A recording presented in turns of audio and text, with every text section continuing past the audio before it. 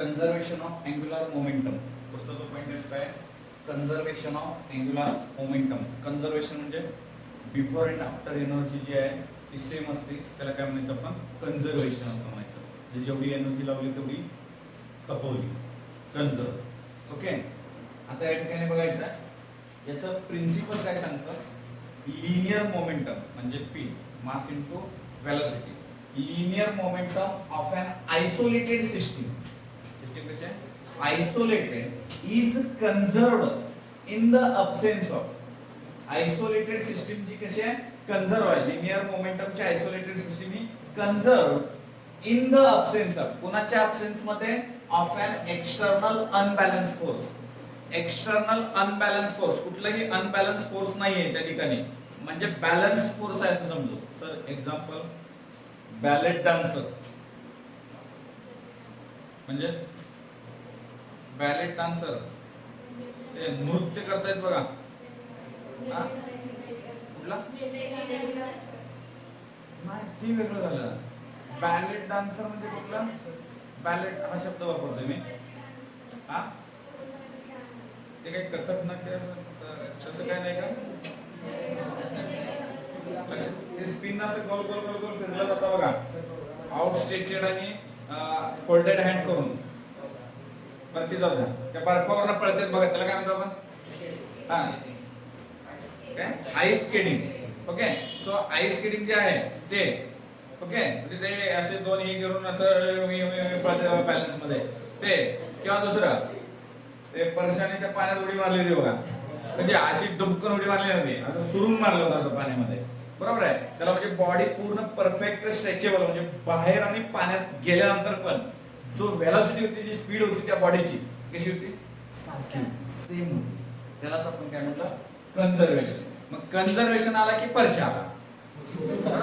हा नाही असं म्हणजे तिथं लिहायचं नाही, द परशा इज पॉविंग इन द नाही, असं नाही करायचं. नाही होतं असं, एक्झाम्पल दिलं की तेच आठवतं, सगळं राहतं हेच आठवतं.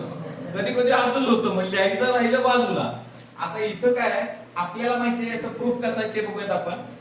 The relation between linear momentum and angular momentum आपल्याला माहिती आहे वेक्टर फॉर्म मध्ये, एल बार बरोबर आर बार क्रॉस पी बार.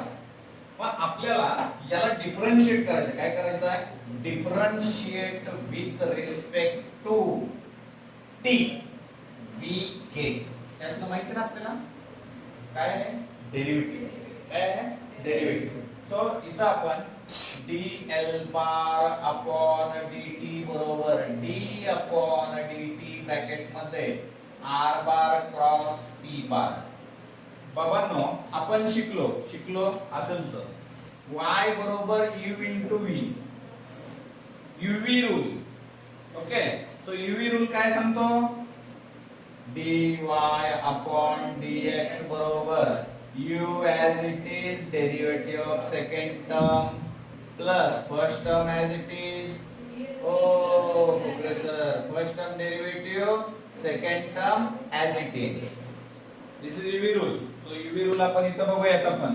So या ठिकाणी बघूया. So therefore dl bar upon dt बराबर first term as it is, म्हणजे r bar as it is cross dp bar upon dt.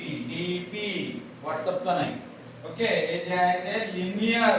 Okay, so plus dr bar upon dt cross p bar. मग माझ्या राजाने आणि we know sir हे झालं की सोडणार आहे.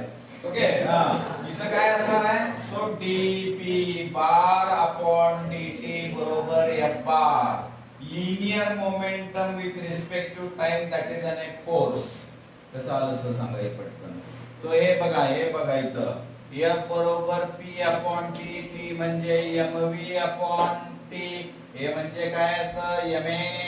ओके, मा म्हणायचं नाही. तो इथं f बरोबर m इंटू a, हे माहिती ना. मग याच्यावरून काय झालं, p अपॉन t आपण असं लिहू शकतो. सो या ठिकाणी दुसरं काय लिहिता येईल, इथं p बार बरोबर mv बार. या व्हॅल्यूज आपण वरच्या इक्वेशन मध्ये पुट अप करू.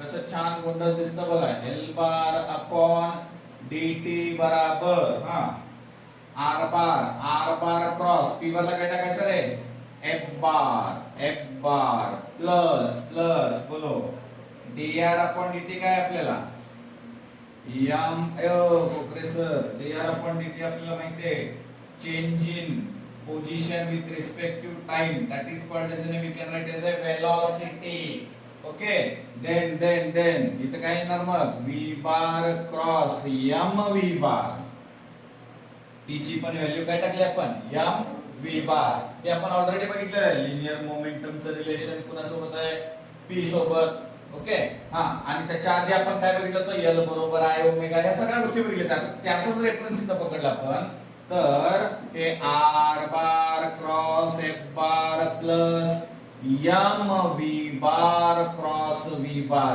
m ला थोडं मी बाजूला काढू शकतो कोण सांगतं वेक्टर सांगतं ना आपल्याला अशा पद्धतीनं ओके सो म्हणजे मग आपल्याला वेक्टर मध्ये काय सांगितलं सर इयत्ता 11वी v बार क्रॉस v बार सेम क्रॉस प्रोडक्ट असेल तर व्हॅल्यू किती येते 0 सेम क्रॉस प्रोडक्ट असेल तर व्हॅल्यू किती येते 0 मग इथे व्हॅल्यू आपण जर 0 टाकली तर m * 0 काय येईल 0 येईल पूर्ण टर्म 0 आला सो dl बार अपॉन dt बरोबर r बार क्रॉस f बार ओके मग r बार क्रॉस f बार काय असतं r बार क्रॉस f बार माहिती ना रे आता सोडवलं तो बार बरोबर r बार क्रॉस f बार मग व्हॅल्यू पुट अप करूया देयरफॉर dl बार अपॉन dt बरोबर काय येतं f तो बार येतं काय येतं तो बार हे काय झालं आपल्याला हे प्रूफ सर कसं काय केलं बघा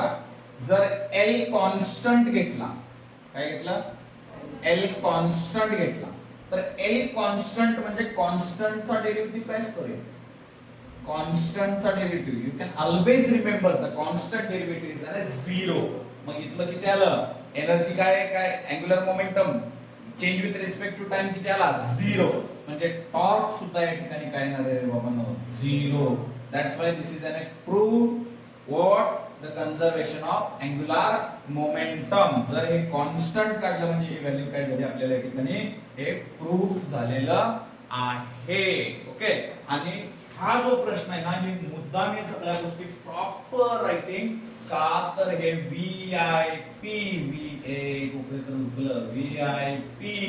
ओके कुठं HSC बोर्ड एग्जाम 2025 ओके हे असले क्वेश्चन भरपूर आवडतात एक्झामिनरला जे एक्झामिनरला आवडतं तेच आपल्याला आवडलं पाहिजे हे बरोबर हे अशा पद्धतीने मॅथमॅटिकल आहे लक्षात येते का तुम्हाला ओके याचे एक्झाम्पल काय लक्षात ठेवायचे बॅलन्स आन्सर त्याच्यानंतर आईस स्केटिंग आणि वर्षा उडी मारिंग म्हणजे काय स्विमिंगचं क्लिअर आहे ओके राईट